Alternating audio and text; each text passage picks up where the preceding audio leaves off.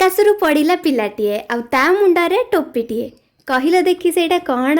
तालसज तो मु प्रति वर्ष खाए हेले मामा को एथर कहली मो पाई टिके तालसजरे सेक बने देलो तो मामा एठी सब तालसजरू चोपा छोड़ी ताको छोट छोट पीस करी काटी देथिले ताकि ग्राइंडिंग करिया पई इजी हबो। तो हमर एठी प्रथमे ग्राइंडर रे तालसज पड़ी गला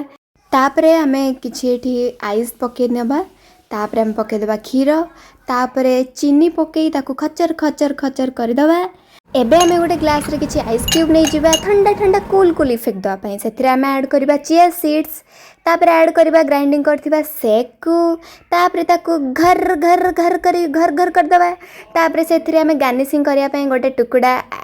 तालसजर दे देछि तापरे किछि एक्स्ट्रा चिया सीड्स देछि प्लीज के माइंड करिबेनी मते चिया सीड बहुत पसंद सेति पई मुडी ऐड कर देथिले एक्स्ट्रा तापरे चेरी डाइठी ऑप्शनल आपण माने चाहिले पकेबे नल नहीं मोर कोन तालसज सेक हमर रेडी हे गला चलंतु टेस्ट करिबा। विश्वास करिबेनी मु फर्स्ट टाइम पे एटा ट्राई करिथिली मते तो बहुत ही बढ़िया लागिथिला। आपण माने घरे ट्राई करंतु एटा तो नुवा डिश नुवा समस्त बनाउचंती आशा करछि आपण मानको बहुत भल लागिबो थरे एटा ट्राई करंतु गरम दिन पई बहुत बढ़िया चिया सीड भी पेट पई बहुत भलो।